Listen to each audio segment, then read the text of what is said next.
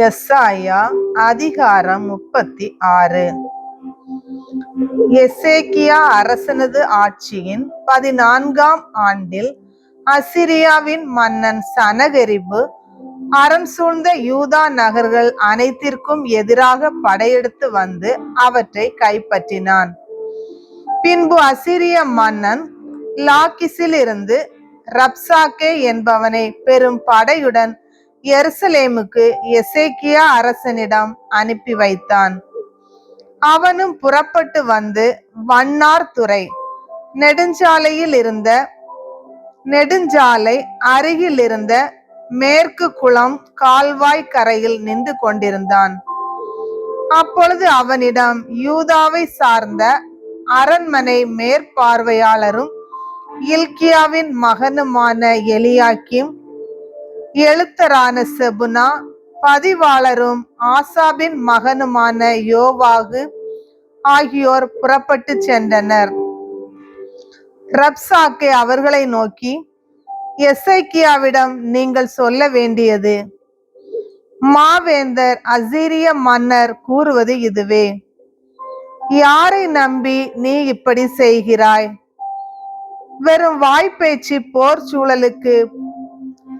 சூழலுக்கும் போர் வலிமைக்கும் ஈடாகும் என்று நீ கருதுகின்றாயா?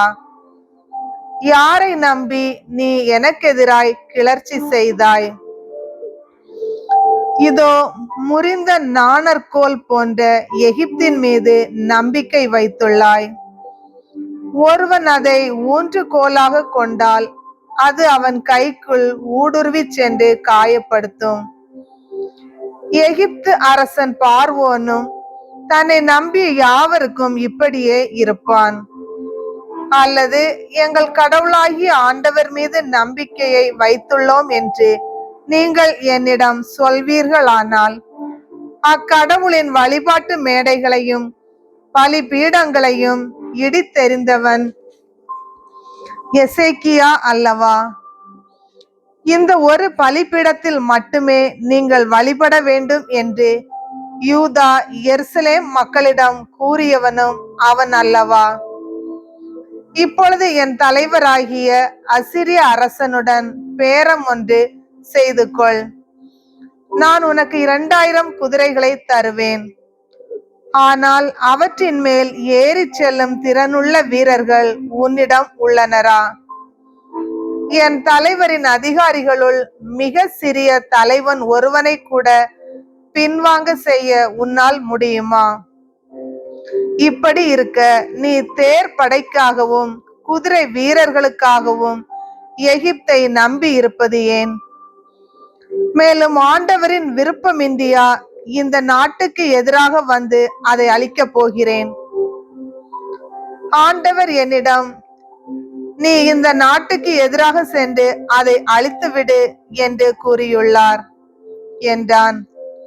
எலியாக்கிம், செபுனா, யோவாகு ஆகியோர் ரப்சாக்கேயை நோக்கி, உன் பணியாளர்களான எங்களோடு தயை கூர்ந்து அரமேய மொழியில் பேசும், நாங்கள் புரிந்து கொள்வோம். எங்களிடம் யூதா நாட்டு மொழியில் பேசாதீர், சுவர் மேல் இருக்கும் ஆள்கள் கேட்டு கொண்டிருக்கிறார்கள் என்றனர். அதற்கு ரப்சாக்கே, உங்களிடமும் உங்கள் தலைவனிடமும் இந்த வார்த்தைகளை கூறுவதற்காகவா என்னை என் தலைவர் அனுப்பி வைத்துள்ளார்? உங்களுடன் தங்கள் மலத்தை தின்று தங்கள் சிறுநீரை குடிக்கப் போகிறவர்களாகிய சுவர் மேல் அமர்ந்திருக்கின்ற இந்த ஆள்களிடம் அறிவிப்பதற்கன்றோ என்னை அனுப்பியுள்ளார் என்றான். பின்பு அவன் எழுந்து நின்று யூதா நாட்டு மொழியில் உரத்த குரலில் கத்தி, மாவேந்தர் அசீரிய மன்னரின் வார்த்தைகளை கேளுங்கள். அரசர் கூறுவது இதுவே: எசேக்கியா உங்களை ஏமாற்ற விடாதீர்கள், ஏனெனில் அவனால் உங்களை விடுவிக்க இயலாது. ஆண்டவர் நம்மை விடுவிப்பது உறுதி. இந்நகர் அசீரிய மன்னன் கையில் ஒப்படைக்கப்படாது என்று சொல்லி ஆண்டவர் மேல் நம்பிக்கை கொள்ளுமாறு உங்களை அவன் தூண்டுவான். அதற்கு இடம் கொடாதீர்கள். எசேக்கியாவிற்கு செவி கொடுக்காதீர்கள். ஏனெனில் அசீரிய அரசர் கூறுகிறார், என்னுடன் சமாதானம் செய்து கொள்ளுங்கள், என்னிடம் சரணடையுங்கள். அப்போது உங்களில் ஒவ்வொருவனும் தன் திராட்சை தோட்ட கனிகளையும் அத்திமர பழத்தையும் உண்பான், தன் கிணற்றிலிருந்து நீரை பருகுவான். நான் வந்து உங்கள் நாட்டை போன்ற நாட்டிற்கு தானியமும் திராட்சை ரசமும் மிகுதியாக கிடைப்பதும் உணவுப் பொருளும் திராட்சை தோட்டங்களும் ஏராளமாய் உள்ளதுமான நாட்டிற்கு உங்களை கூட்டி செல்லும் வரை இது நடக்கும். ஆண்டவர் நம்மை விடுவிப்பார் என்று சொல்லி எசேக்கியா உங்களை ஏமாற்றாதவாறு எச்சரிக்கையாய் இருங்கள். மக்களினங்களின் தெய்வங்களில் எவரேனும் அசீரியா அரசரின் கையிலிருந்து தன் நாட்டை விடுவித்தது உண்டோ? ஆமாத்தின் தெய்வங்களும் அர்பாதின் தெய்வங்களும் எங்கே? செபர்வமின் தெய்வங்கள் எங்கே? என் கையிலிருந்து அவர்களால் சமாரியாவை விடுவிக்க முடிந்ததா? அந்த நாடுகளின் தெய்வங்கள் அனைத்திலும் ஒன்றாவது என் கையிலிருந்து தன் நாட்டை விடுவித்தது உண்டா?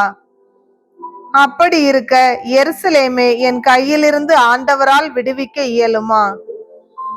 அவர்கள் அவனுக்கு ஒரு வார்த்தையும் மறுமொழியாக சொல்லாது மௌனமாய் இருந்தார்கள். ஏனெனில் அவனுக்கு மறுமொழி ஒன்றும் சொல்லாதீர்கள் என்று அரசர் கட்டளையிட்டிருந்தார். அரண்மனை மேற்பார்வையாளரும் இல்கியாவின் மகனுமான எலியாக்கிம், எழுத்தரான செபுனா, பதிவாளரும் ஆசாபின் மகனுமான யோவாபு ஆகியோர் ஆடைகளை கிழித்து கொண்டு எசேக்கியாவிடம் வந்து ரப்சாக்கே சொல்லியவற்றை அவரிடம் அறிவித்தனர்.